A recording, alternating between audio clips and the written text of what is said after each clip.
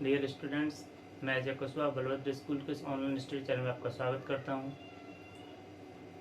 आज का हमारा टॉपिक है पीएच का दैनिक जीवन में महत्व। देखिए स्टूडेंट, अभी तक हमने अम्ल क्षार की डेफिनेशन के बारे में समझा था, लवण के उपयोग, अम्ल क्षार के उपयोग, इनके गुणों के बारे में समझा था। आज हमारा टॉपिक रहेगा पीएच का दैनिक जीवन में महत्व। क्योंकि इससे पहले क्लास में हमने पीएच के बारे में पढ़ा था कि पीएच क्या होता है, इसके बारे में किसने बताया था, कब बताया था 1909 में। किसने? सोरेनसन नामक वैज्ञानिक ने। किसको बताया था कि पीएच किसको बताता है? हाइड्रोजन आयन की सांद्रता को। मैं बताया था पीएच का मान कहां से कहां तक चलता है, 0 से लेके 14 तक, और बीच में होता है 7। अगर किसी की पीएच कितनी है, 7 है, तो वो विलयन कैसा होगा? उदासीन होगा। और अगर 0 है तो कैसा होगा? प्रबल अम्ल होगा। 14 है तो प्रबल क्षार होगा। जैसे जैसे 7 से नीचे आएंगे अम्लता का मान बढ़ता जाएगा, और जैसे जैसे 7 से ऊपर जाएंगे क्षारीय प्रकृति क्या होती जाएगी? बढ़ती जाएगी। चलिए अब देखते हैं पीएच का क्या महत्व हमारे जीवन में। तो सबसे पहला है उदर में अम्लता।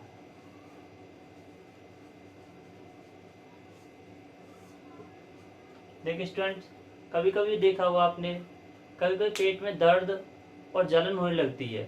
तो इसका कारण क्या है कि हमारे जो उदर है उसमें किसकी मात्रा बढ़ जाती है? अम्ल की,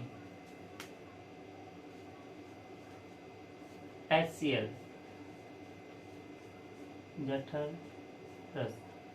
ये देखिए स्टूडेंट्स, जब हम खाना खाते हैं तो उसके बाद हमारे पाचन तंत्र में भोजन में क्या होता है? पाचन होता है। और हमारे शरीर में पाचन के लिए पाया जाता है जठर रस, और उसके अंदर होता है क्या? हाइड्रोक्लोरिक अम्ल।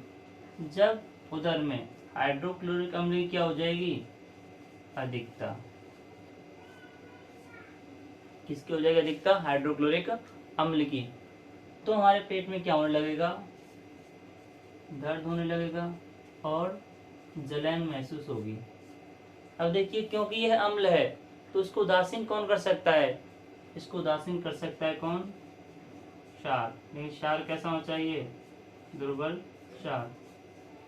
इसके उपयोग करते हैं हम MgOH का वोल्टाइज। नाम आपको बताया था, milk of magnesia. Milk of magnesia, जिसे हम सामान्य भाषा में इनो भी कहते हैं। आपने देखा होगा जब पेट में क्या होती है? जलन और दर्द होता है तो हम इनो पीते हैं। क्योंकि इनो क्या है? हमारे एक दुर्बल क्षार है जो इस अम्ल के प्रभाव को क्या कर सकता है? उदासीन कर सकता है, या अम्ल के प्रभाव को समाप्त कर सकता है। जैसे अम्ल का प्रभाव समाप्त हो जाएगा, हमारे शरीर, हमारे पेट में जो दर्द हो रहा था वो अपने आप ही क्या हो जाएगा? ठीक हो जाएगा। तो पहला टॉपिक था उदर में अम्लता। सेकंड देखते हैं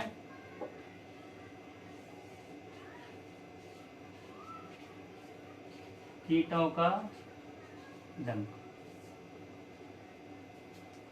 देखिए स्टूडेंट्स, आप सभी को पता होगा जब मधुमक्खी या मकोड़ा आदि हमें काट लेते हैं तो क्या होता है? जहां पर उन्होंने काटा है उसके आसपास क्या हो जाती है? सूजन आ जाती है, और वो जो लाल पड़ जाती है। एक तो सूजन आती है, क्या आती है? सूजन। जगह क्या पड़ जाती है? लाल। और उसमें क्या होता है? दर्द। अब ऐसा क्यों होता है? क्योंकि जो कीटों का डंक होता है उसमें पाया जाता है फॉर्मिक अम्ल।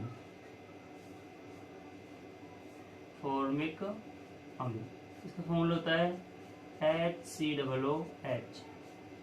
जितने भी कीट होते हैं जो हमारे शरीर में क्या उत्पन्न करते हैं? सूजन, दर्द, और जगह को क्या कर देते हैं? लाल कर देते हैं। उनमें क्या पाया जाता है? फॉर्मिक अम्ल। इसी फॉर्मिक अम्ल के कारण जिस जगह पर मधुमक्खी ने काटा है वहाँ पर क्या होता है, दर्द होता है, सूजन हो जाती है। अब देखिए क्योंकि यह भी क्या एक अम्ल है, तो इसका प्रभाव कैसे समाप्त हो सकता है, इसका प्रभाव भी किससे समाप्त होगा, एक दुर्बल क्षार से। और इसके लिए प्रयोग करते हैं हम NaHCO3 यानी कि सोडियम बाई कार्बोनेट। किसका प्रयोग करते हैं, सोडियम बाई कार्बोनेट का, या इसे हम सामान्य भाषा में बेकिंग सोडा भी कहते हैं।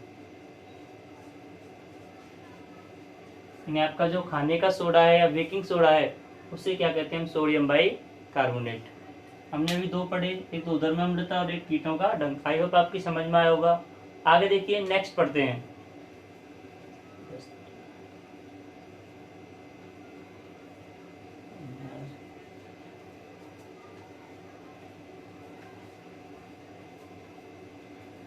देखिए स्टूडेंट्स नेक्स्ट पढ़ते हैं हम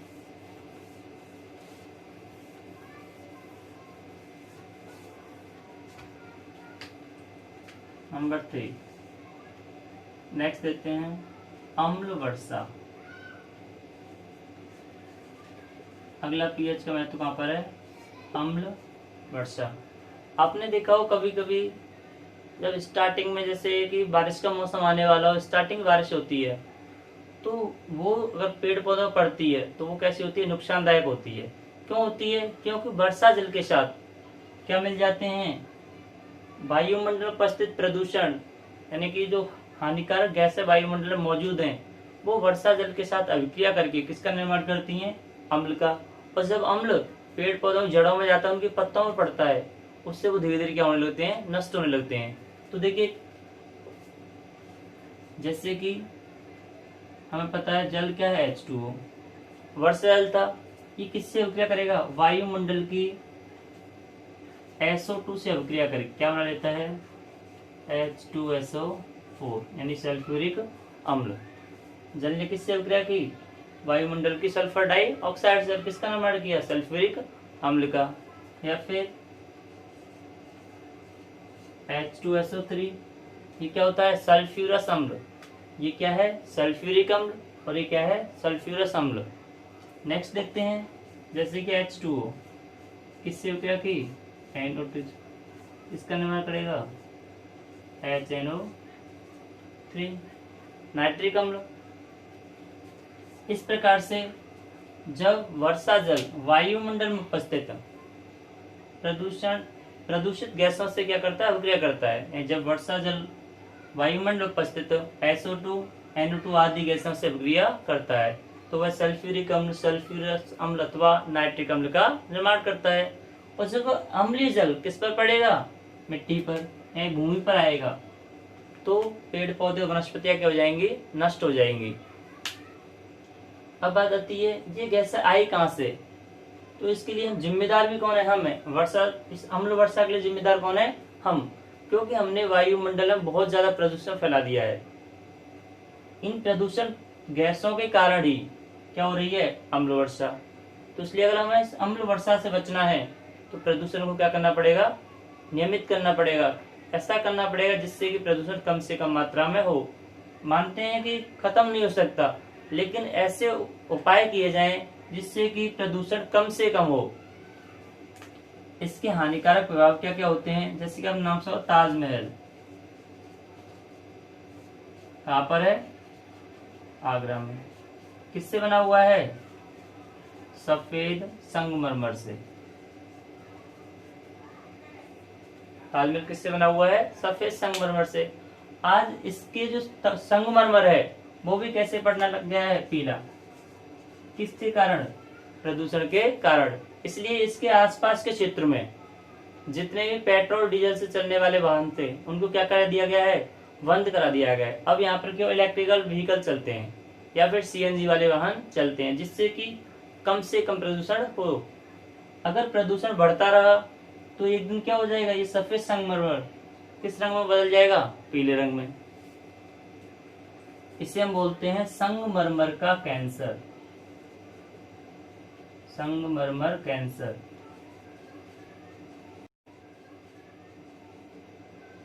यानी कि प्रदूषण के कारण संगमरमर का पीला पड़ने क्या कहलाता है? संगमरमर कैंसर। तो इसके लिए भी जिम्मेदार कौन है? हम। नेक्स्ट, दूसरी हानि क्या होती है? पेड़ पौधे और वनस्पतियां क्या हो जाती हैं? नष्ट हो जाती हैं। नेक्स्ट क्या होता है? धातु से बनी वस्तुएं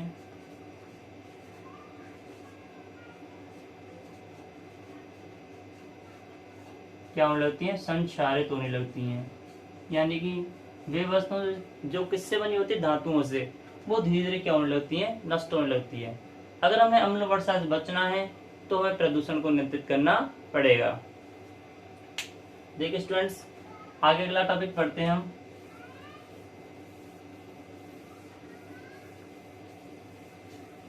दंत क्षय। चौथा टॉपिक है वो क्या है? दंत क्षय। नाम से पता चल रहा है, दंत यानी दांतों का, क्षय नष्ट होना, दांतों का नष्ट होना क्या है? एक तरह से दंत क्षय। हमारे जो मुंह की पीएच होती है वो सामान्य से कितनी होती है? 6.5। मुंह की जो पीएच होती है उसका मान सामान्य रूप से कितना होता है? 6.5। हम जब खाना खाते हैं, खाना खाने के बाद जो बचा हुआ भोजन है,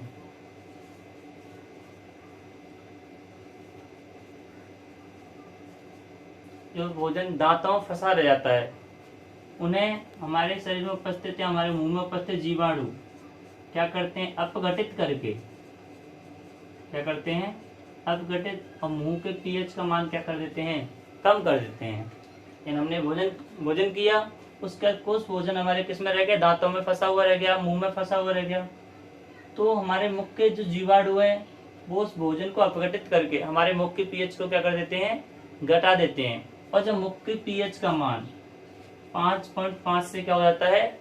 कम हो जाता है, तो हमारे दांत धीरे धीरे क्या होने लगते हैं? नष्ट होने लगते हैं। दांतों को क्या होने लगता है? क्षय होने लगता है। किसके कारण हुए? अम्ल के कारण। तो इसको भी कौन सही कर सकता है? छात्र। इसलिए डॉक्टर्स क्या सलाह देते हैं? दंत मंजन की, कोलगेट या दंत मंजन की सलाह दी जाती है, जिससे कि जो अम्ल है उसकी मात्रा क्या हो सके? समाप्त हो सके और हमारे दांतों पर कोई विपरीत प्रभाव ना पड़े। तो क्या था? हमारे मुंह के पीएच का सामान्य मान कितना था?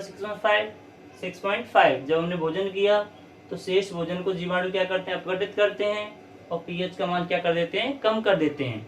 जैसे पीएच का मान 5.5 से कम होता है, अम्लता की मात्रा बढ़ने के कारण दांतों क्या होने लगता है? क्षय होने लगता है। तो उससे बचने के लिए किसका प्रयोग करना चाहिए? हमें दंत मंजन या कोलगेट का प्रयोग करना चाहिए। नेक्स्ट पढ़ते हैं, पांचवा,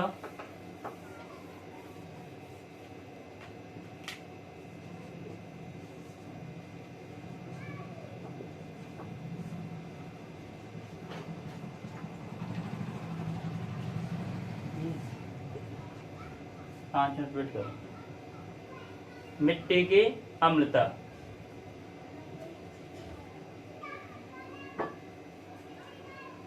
देखिए, कोई भी किसान होता है वो क्या चाहेगा कि उसकी फसल क्या हो? अधिक से अधिक पैदावार दे, तो जिससे कि उससे क्या मिल सके? अधिक लाभ मिल सके। तो अगर किसान मिट्टी की पीएच का पता लगा ले, क्या कर ले? मिट्टी की पीएच का पता लगा ले, तो वह उसके अनुरूप ही क्या कर सकता है? फसल बो सकता है, जिससे कि उसे क्या मिल सके? अधिक उपजाऊ या अधिक पैदावार देने वाली फसल उगा सके।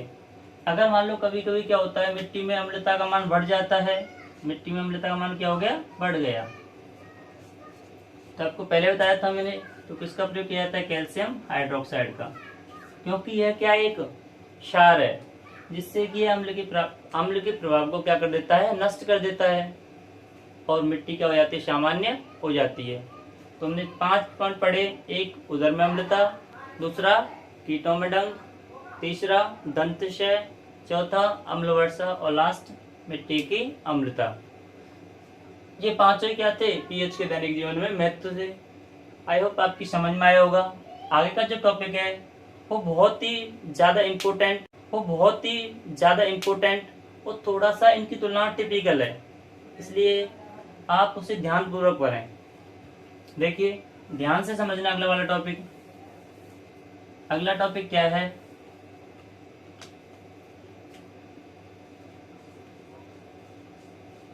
दैनिक जीवन में उपयोगी कुछ महत्वपूर्ण पदार्थ या महत्वपूर्ण रसायन। और पहला उसमें क्या है? NaCl, जिसे हम बोलते हैं क्या? Sodium chloride. Sodium chloride. इसका जो रासायनिक नाम है किसका? NaCl का। इसका रासायनिक नाम तो है सोडियम क्लोराइड, लेकिन इसका सामान्य नाम क्या है? नमक। जो हम घरों में उपयोग करते हैं उसी को क्या बोलते हैं हम? NaCl। अब बात करते हैं इसका निर्माण कैसे करते हैं। तो इसके निर्माण की दो विधियां हैं। पहली विधि होती है प्रयोगशाला विधि। पहली विधि क्या है? प्रयोगशाला विधि। देखिए स्टूडेंट्स, प्रयोगशाला में क्या किया जाता है? HCl प्लस NaOH, प्रबल अम्ल और प्रबल क्षार, जब अभिक्रिया करते हैं तो क्या बनता है? NaCl, और साथ में क्या निकलता है? जल। पहले बताया था ये क्या है? NaCl एक लवण है जो प्रबल अम्ल और प्रबल क्षार की अभिक्रिया के फलस्वरूप बना है। इसलिए कैसा लवण है? उदासीन। तो उदासीन लवण क्या होते हैं? जिनका निर्माण प्रबल अम्ल और प्रबल क्षार की अभिक्रिया के फलस्वरूप होता है। ये क्या है? हाइड्रोक्लोरिक अम्ल, और ये क्या है? Sodium hydroxide. ये हो गया प्रबल अम्ल और ये हो गया प्रबल क्षार। इन दोनों की उदासीनीकरण अभिक्रिया से क्या बना? NaCl। तो ये तो कौन सा प्रोसेस है? प्रयोगशाला विधि। दूसरा होता है व्यापारिक विधि।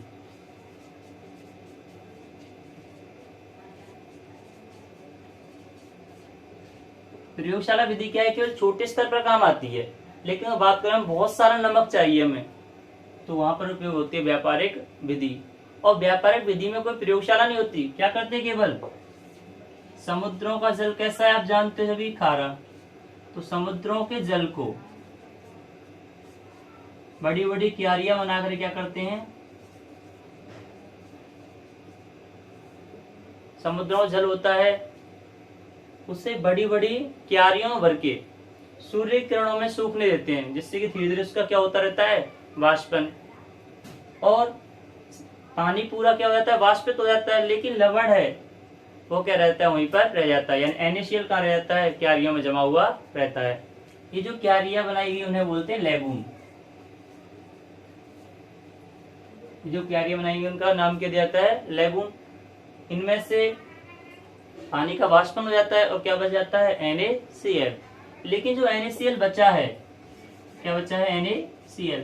इसमें कुछ अशुद्धियां होती हैं। किस किस की? MgCl2 की, यानी मैग्नीशियम क्लोराइड की, और दूसरी CaCl2 की। मुख्य रूप से दो अशुद्धियां होती हैं, एक मैग्नीशियम क्लोराइड और एक कैल्शियम क्लोराइड। लेकिन हमें तो क्या चाहिए? शुद्ध नमक। तो क्या करते हैं?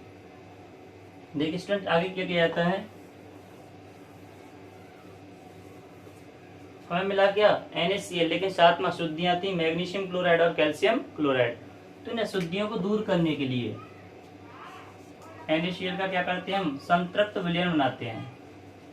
संतृप्त विलयन। और इसके बड़ी बड़ी टंकियों में क्या प्रयोग करते हैं? HCl gas.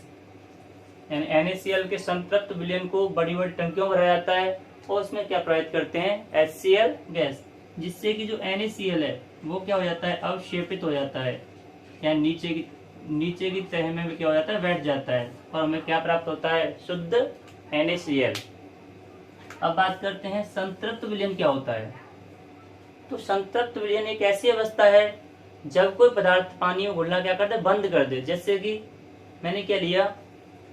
एक गिलास में पानी लिया, उसमें नमक डाला, नमक घुल जाएगा, फिर थोड़ा नमक और डाला, फिर घुल जाएगा। तो एक ऐसी स्थिति आएगी जहां पर नमक घुलना क्या हो जाएगा? बंद हो जाएगा। उसी स्थिति को बोलते हैं संतृप्त विलयन। हम विलयन तैयार करने हैं तो एक ऐसी स्थिति जहां पर और अधिक विलायक को ना घोला जा सके तो उसी को क्या बोलते हैं हम? संतृप्त विलयन। अब देखिए इसके गुण देखते हैं। ये तो हो गई किस प्रकार से प्राप्त किया था प्रयोगशाला के स्तर पर, और दूसरा क्या था व्यापारिक स्तर पर। अब देखते हैं इसके गुण। अगर हम इसके गुणों की बात करते हैं तो कैसा होता है? श्वेत पदार्थ, यह एक श्वेत पदार्थ है। दूसरा, इसका गलनांक 1081 केल्विन होता है। क्या पहला? श्वेत पदार्थ है, गलनांक क्या होता है? 1081 केल्विन। ये इसका क्या है? गलनांक। अगला आता है यह जल में कैसा होता है? विलेय। जल में कैसा होता है? विलेय। और यह जल, इसका जलीय विलयन क्या होता है? विद्युत का सुचालक।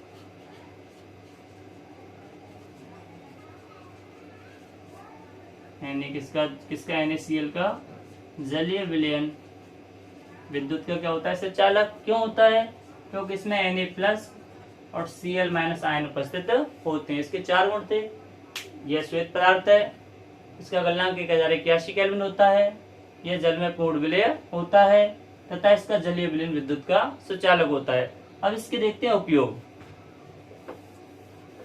डियर स्टूडेंट्स, पहला उपयोग आप सभी जानते हैं इसका। घरों में नमक के रूप में या खाद्य पदार्थों में नमक के रूप में, सभी घरों में उपयोग में लाया जाता है। क्या? खाद्य पदार्थों में नमक के रूप में क्या? NaCl। दूसरा होता है हिमीकृत मिश्रण बनाने में या बर्फ के निर्माण में। जितने भी कोल्ड स्टोर होते हैं उनमें बर्फ बनाई जाती है। कैसे? पानी में बहुत बड़ी मात्रा में क्या डाला जाता है? नमक डाला जाता है, जिससे क्या तैयार किया जाता है? बर्फ की बड़ी बड़ी सीढ़ियां तैयार होती हैं। तो उसमें भी क्या डाला जाता है? पानी के अंदर बहुत बड़ी मात्रा में नमक को घोला जाता है, जिससे कि पानी क्या हो जाता है? जम जाता है और क्या मिलती है हमें? बर्फ मिलती है। अगला आता है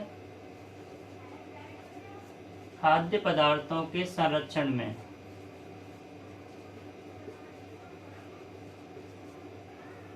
आपने देखा होगा स्टूडेंट्स, हम जो घरों में अचार डालते हैं उसमें नमक कम रखा जाता है लेकिन तेल क्या होता है? अधिक। लेकिन जब भी हम मार्केट से कोई अचार लेके आते हैं तो वहां पर देखा होगा तेल कम होता है लेकिन उसमें खारेपन की मात्रा क्या होती है? अधिक। क्योंकि उसमें किसको बढ़ाया गया है? नमक को। ऐसा क्यों किया गया है? जिससे कि अचार क्या रहे? सस्ता रहे और लंबे समय तक सुरक्षित रहे। क्यों? तेल डालने पर अचार की कॉस्ट क्या हो जाएगी? बढ़ जाएगी, और जब कॉस्ट बढ़ जाएगी तो कम बिकेगा। इसलिए अधिक लंबे समय तक सुरक्षित रखने के लिए उसमें तेल न डाल के क्या डाला जाता है? नमक। और अगला आता है NaOH यानी sodium hydroxide, NaHCO3 sodium bicarbonate, Na2CO3 sodium carbonate. इन सभी के निर्माण में भी किसका प्रयोग किया जाता है? NaCl का। तो आज की क्लास हमने क्या पढ़ा? पीएच के महत्व के बारे में पढ़ा और NaCl किस प्रकार से बनता है, इसके क्या गुण हैं और इसके क्या उपयोग हैं, इन सभी के बारे में पढ़ा था। डियर स्टूडेंट्स, हम आज क्लास यहीं समाप्त करते हैं, लेकिन उससे पहले आपके लिए एक छोटा सा वर्क है जिसका उत्तर आपको कमेंट बॉक्स में देना है। और कार्य है केवल दो प्रबल अम्ल और 2 प्रबल क्षारों के नाम लिखिए। आज के लिए इतना ही। Stay safe, stay home.